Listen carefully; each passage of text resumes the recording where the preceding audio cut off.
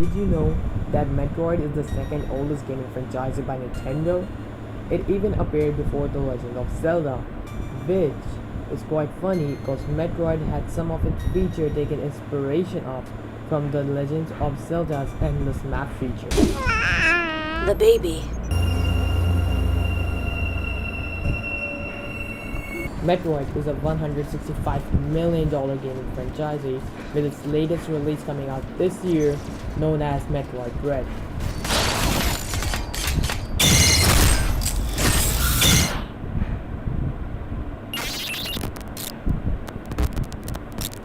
Metroid is an action-adventure game franchise developed by Nintendo and created by Satoru Okada for the Family Computer Disk System or Nintendo Famicom. The game was created by a team of 5 members: Gunpei Yokoi, Yoshio Sakamoto, Makoto Kano, and Yoji Kiyotake, but the game was developed by Satoru Okada. It was created by Satoru Okada and it really redefined a genre. Before Metroid, there was not a single game with this kind of feature, where there is endless map and you have to defeat the enemies and get the power up. It was created keeping in mind the gameplay of Super Mario Bros. And The Legends of Zelda's unending map feature, which I told you before. With the release of 1997's Castlevania The Symphony of the Night, a new genre was made, called the Metroidvania. The name Metroid is a combination of two words, metro as in rapid transition and android, concerning the main protagonist's robotic-like features. And did you know that Samus was not going to be a female? It was actually an idea given by an employee, and he said it jokingly, but the company actually take it seriously and made Samus a girl, which we know and love till today, and one of the greatest female characters.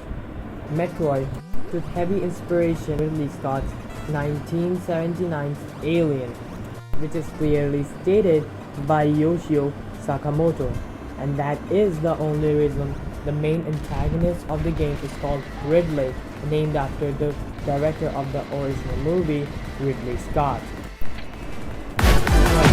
Metroid 2 Return of the Samus released for the Game Boy in 1991 for North America and 1992 for Japan is what cemented the visual appearance of Samus as a bulky warrior suit upgrade and different arm cannon.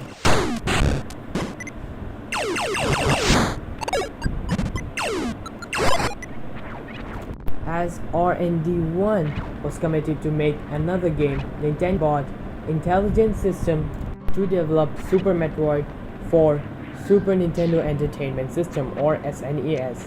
It is known as to be the best SNES game up to this date and the best Metroid game, which cannot be stated otherwise.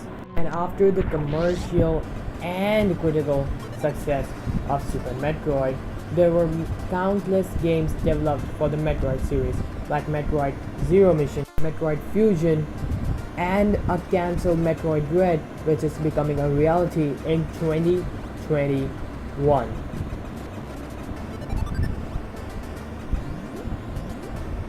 As Nintendo was committed to make a Metroid game for N64, it was scrapped by Yoshio Sakamoto, the director of the recent Metroid game. But Shigeru Miyamoto in later years got to Retro Studio, the Nintendo subsidiary, and the game called Metroid Prime was born. It was cited as one of the best Metroid games, which took the genre of the original game to another level and making it a first-person shooter. Although Nintendo said it was rather a first-person adventure. After it, 2 Metroid first-person adventure games were released called the Metroid 2 Echoes and Metroid Free. The whole Metroid trilogy was released for the Wii. And a new game, Metroid Prime 4, was teased to be in development back in 2017, but we still haven't got any further news informing the development of Metroid Prime 4, which is quite a long time, as it was going to be the first Nintendo Switch game of Metroid and first Nintendo's Metroid Prime series after a long time, but still it didn't came out somewhat in like the 4 year span and will surely come out this year.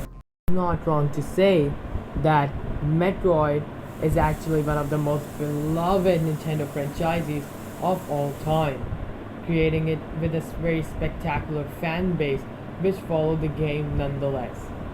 So that's up for today's video of Metroid 35. See you on Friday when I will come up with the first episode of The Legends of Zelda 35th anniversary, or the Zelda 35.